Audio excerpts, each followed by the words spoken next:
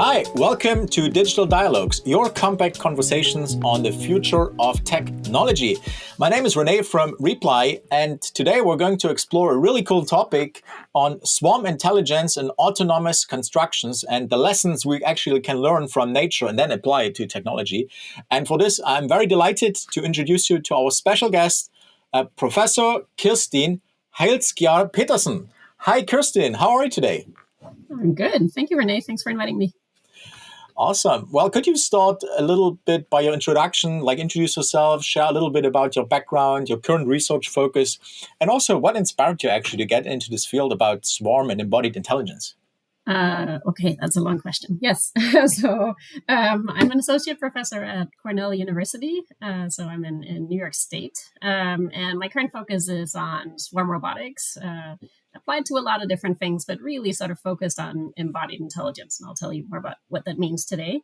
So I am originally Danish. I worked all over the world. I did my PhD at Harvard in computer science. I did a postdoc at the Max Planck Institute in Germany. And then, eventually I ended up here at Cornell. Awesome. Could you provide an overview of your research that you're doing at Cornell right now on swarm and embodied intelligence, and also explain how actually the study of social insects informs the design of, well, swarm intelligence or swarm robotics or large robotic collectives, whatever we want to call it. But that's so fascinating. Yeah, absolutely. In my lab, we study, swarm intelligence. So what do I do if I have many robots, not just 10, but like 100 or 1,000 or 1,000,000 robots? What do I do then? That seems a little far-fetched, but the day is coming, right? In the Amazon warehouses, we already have thousands of robots working together. You see light shows with tens of thousands of robots. There are more and more robots in our personal sphere. The day is coming. And so it turns out there's a lot extra we can do with those robots if we appreciate the fact that, they work together in a physical way. And so in my lab, we sort of studied that many people, when they look at swarm robotics, they really work on control and simulation because it's easier. It's hard to do many robots in the research lab. But in my lab, we employ, some number of biologists at all time. And we actually go into the field and we study things like honeybees, mound-building termites, subterranean termites, slime mold, ants. And what we see is that a lot of the intelligence and resilience that comes in those systems actually stem from the fact that, their particular morphology helps them explore their environment. The particular way they physically interact together helps them explore that environment. And the way that they leverage the environment itself helps them, coordinate. And so in my lab, we take a different approach. We really focus on this embodied coordination as a means to generate artificial intelligence. So we build our robots bottom up, and we try to sort of demonstrate that there are more things we can gain when we have robots working together, right? We can build the robots in certain ways. We can exploit their morphology. We can work with soft robots, for instance. We can have robots physically interacting together so that, for example, alignment happens just by the virtue of them being close to each other. And because they share an environment, we can also have them use that shared environment as sort of a database, an external physical database that they can access and write to at any point in time. In fact, we found that we can use it as more than just like a storage mechanism. We can use it to process data and translate data too, right? So it turns out that the environment might filter information for you or accumulate information for you, or even move that information, right? So maybe you're encoding information into like a flow. Well, that flow is going to move, and so it's physically going to translate information between robots. And so it's a lot of things you can do beyond just sort of traditional explicit programs and wireless control. That's so fascinating. And like when I think about swarms, I mean, also I guess fish swarms, but I guess that's also a little bit harder to replicate in the lab. Like you probably focus on smaller insects. Then, actually, my past advisor is now focusing on fish swarms. She has a bunch of fish in a giant tank at Princeton. Really, that is a fisherman's like dream, I guess. Wow, that's so cool. Robotic fish, I should say. Robotic, well, of course, yeah. I mean, I think it's actually a German company, right? That made those. What is the name? Fem something. Festo, actually. That's the company. Yeah. But anyhow, let's dive a little bit deeper into your work on also how can you leverage autonomous construction and use natural inspired principles there so that you have like scalable robotic system, because that's what we need in the end, right? We need scalable system. So maybe you can take an example and explain that research a little bit. Sure. So our lab really has a lot of different application areas we work across because, again, we're looking at sort of methodologies to building robot system and designing robot systems. So it applies to many different areas. But one of our sort of favorite focus areas is construction, automated construction. So the construction industry right now is sort of dealing with a bunch of problems. It's one of the least automated industries. Mm-hmm. It is, construction prices are going up. You'll know this if you have, mortgages or trying to buy a new house. We have a huge housing crisis. There are billions of people, according to the UN Habitat, that are currently Oh not in yes. adequate housing. And we're dealing with sort of more extreme weather Mm-hmm. or climate changes, right? And so we really need autonomy in construction. It's also an inherently dangerous area to work in. So in the U.S. alone, it accounts for like 2 fatalities a day or something like that, right? It's just Wow. it's these are problems that should not be had, but they are. Yeah. And so we like to work there both because it's a practical, pressing issue, but also because it works, perfectly well with this idea that robots can have a shared database in the environment. Because here, the environment is literally the structure, right? And so Mm-hmm. in this application, the idea is instead of having one big 3D printer that prints a house, right? Instead, I release 2 robots. And when I'm comfortable with the 2 robots doing their job, maybe I release another 5 or 10 or 100, right?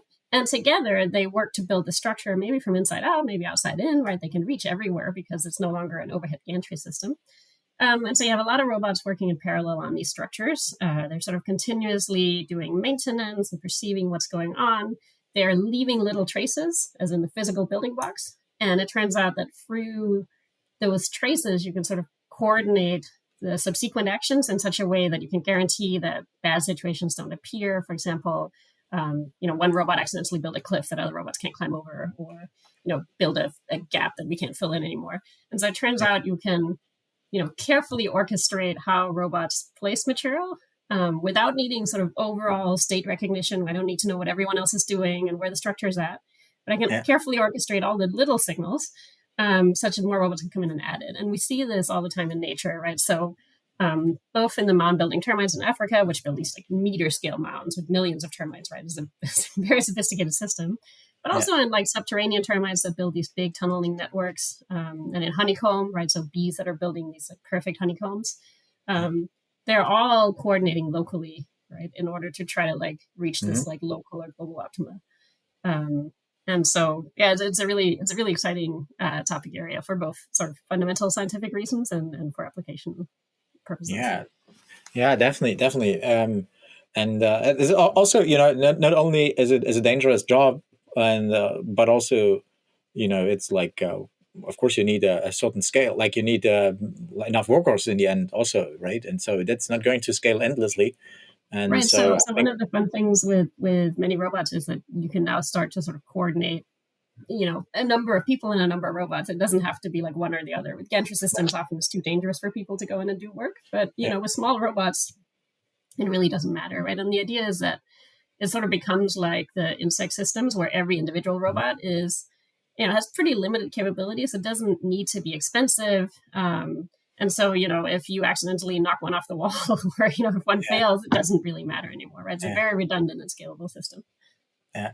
It's like maybe I'm showing my age here, but it reminds me also a little bit about the good old game Lemmings. Not sure Yeah, if you sure. know that one, Yeah, but absolutely. It's but a good precursor to Minecraft. yeah, exactly, right. But yeah, I mean, super fascinating work, and construction is just one application, right? Like you said, it could be much more for these swarm intelligence and having autonomy there. Um, but let's use your crystal ball a little bit and look ahead into the future. What's going to happen in terms of opportunities and advancements in swarm robotics? Like, what's the hot stuff? What's coming in the next couple of years, maybe? Like construction in extreme environments, but also other things like, and what could be how can we also overcome certain technical challenges like miniaturization and all of that stuff? So maybe let's look Yeah. a little bit into the future. Okay, I like that. Let's see, where should I start? so, so first of all, like the sort of idea of swarm intelligence and swarm robotics has been going on for many decades, and it's sort of spread across many labs. And for a long time, our labs were always focused on. I think I can speak fairly for the field when I say we're mostly focused on sort of let's change the way people design robots on a 50-year horizon, right? Like let's change the way we think about it, right? There is more ways than one in which you can embed intelligence into these systems. But recently, that mindset has changed. People are now like building real swarm robotic systems that end up in the real world. You can now buy, like 10 drones easily and have them fly around your lab, or even have them fly around outside, right? Like people are having a swarm of 20 to 30 robots in your lab now is not uncommon, and being able to simulate, hundreds or millions even, like, is actually feasible now in a way that it just wasn't before. Yeah. And so we're seeing some really exciting applications, both in, Army and defense. Obviously, swarms of drones are already being, Yeah. released all over Ukraine, for instance. But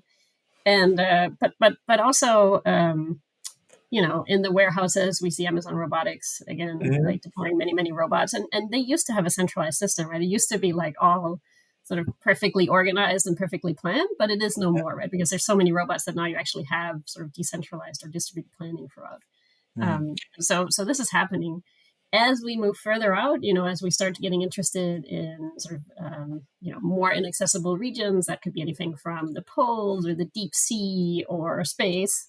This idea that instead of sending one, half $1 billion robot, which could break, right? This idea instead of sending like 500 $1 million robots that are, you know, that are individually simpler and can't do as much, but together can sort of create these complex emergent behaviors, is very compelling. So I'm super excited to see that. The type of swarm robotics that I study, where like a lot of the intelligence is compressed into the morphology of the robot and how they physically interact rather than computation, also works especially well for microscale robots. Yeah. So here I'm talking, robots that, for example, could work for biomedical purposes, like something where you swallow a pill and it's full of robots and they go around and check your body for cancer or blockage of the arteries or something like that.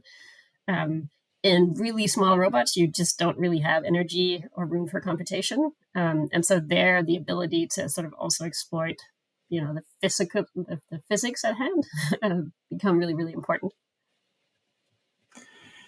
Yeah, I mean, it's a really fascinating topic, and what I wonder is, like you said, like most of these swarm robotics are orchestrated centrally, and what the inspiration is from nature. What I got here is also the aspect of more of a distributed orchestration, like maybe peer to peer even, and is that also something we see already applied in these, these drone shows as a practical example we see like out there, or are they also centrally or locally orchestrated? Because in the end, that's also swarm intelligence to a certain degree, right? Yeah. Okay. So that's a great question and an important distinction, actually, right? So there are multi-robot systems where maybe robots are interacting with each other, or maybe I pre-plan everything, or I'm like planning on the go. Uh-huh. But it's sort of part of a carefully orchestrated repertoire that the robots can do, right? And Yeah. then there's this alternate version to that, which we call swarm robotics. And in swarm robotics, we're often more targeting sort of complex emergent phenomena that are beyond the sum of the individuals, right? So this quote from Aristotle, and the idea there is, from all the local interactions between the individuals, I actually get more complexity than I would otherwise assume. And here, I can't necessarily sort of take my traditional approach to robotics, where everything is sort of deterministic and I can tell you exactly what's going to happen. Hmm. But I can start reasoning about things in a little more of a probabilistic fashion, right? So, like, Yep. the overall center of mass of robots is going to be moving in this direction because it's a flock, and they're going to be roughly, spread out this far, for instance.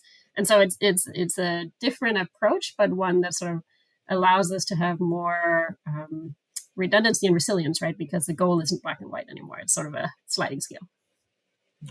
That makes also with the redundancy you're saying, that is a very important aspect, I think, and also that we're moving from this kind of deterministic mindset. For us as computer science folks, of course, it's a mindset shift we have gone through a little bit, because like now dealing with especially with also with quantum computing, but also with, of course, Big data. Yeah. machine learning and so on. All of that in the end is non-deterministic. And that's how nature works, right? It's like at the end, everything is wobbling a little bit, and everything is not perfectly in its fixed place, right? So everything is non-deterministic and probabilistic by its nature. So that is the natural next step that what you Yeah, explained. that's a great way to describe it. And maybe to loop back to construction, another great example, I think, is, again, so I keep talking about the termite mounds because they're really the most fascinating example of Yeah, I see that. That is construction. Like the termites crazy. are like a centimeter scale. They're blind. They can only really interact locally, right? And they don't have the cognitive ability to really perceive the entire state of the colony, even if they could sense it. Hmm. But and it's a remarkably complex structure. And the reason they're so successful, right, is that it's not like our traditional process where, some architect sits down and designs a perfect thing and then the civil engineers figure out how to do it and then you build it, right? It's this organic process we're constantly reevaluating according to functionality rather than shape, right? And so this idea that functionality is more of a, sort of you can get closer or further from that functionality, but it's not like a black and white target. Becomes really, really important. And people are starting to think about this, right? So big construction companies are starting to like run optimization models that are more like, instead of build the hospital in this way, right? I really want to build the hospital in such a way that the bathrooms are as close as possible to the wards, whereas the kitchen is in the center, whereas and then so you're starting to reason about functionality instead, and that becomes really interesting. I've also seen some of that where it's basically, well, usually I think it's a kind of evolutionary programming, like genetic algorithms or something like this, where they They're were closely actually tied to swarm robotics. right. I can totally see that. Again, random is key. Steered random, if you will, right? Or like controlled randomness. I don't know. Yeah, you want a little bit of stochasticity, right? And like Right. directed stochasticity in all your systems. Absolutely. Yeah. And yeah, I mean, super fascinating topic, and I think this is only the beginning. Especially the big progress we see in general in the robotics field, also thanks to novel AI, is also, of course, it's all coming together. And like I said, I've also seen some of that where they apply it to actually come up with new shapes for airplanes or other structural elements like bridges and so on. And it's completely different, right? And it might, and if you look at these renders, or like sometimes they do 3D print, if you look at those, look very much like natural. They look very much if you would cut off like a termite kind of hill or something like this, Yeah. or maybe, well, so something is there, right? No, it's true. They're very organic structures. So it's a little bit of a shift of mindset, but I think if we embrace it, there's a lot of potential. Definitely. Well, Kirstin, thanks so much for taking your time out of your busy day. Definitely appreciate that. That was very insightful, a super fascinating topic. Thank you so much for joining us today and sharing your experience about swarm intelligence. Any last words you want to share with the audience? Well, I guess, depending on your viewers, I want to say that this is a really hot topic that's really fun to work in. You get to work across many different disciplines, and I highly encourage more people to engage. Well, thank you so much. And thank you, everyone, for joining us today for Digital Dialogs, your compact conversations on the future of tech. Don't forget to join our blog or visit our blog, follow us on social media, and most importantly, you can, of course, subscribe to the podcast on your favorite podcast platform. We're on all of them. Just search for Reply Digital Dialogs, and then you can find us. And of course, you can always find it on the website.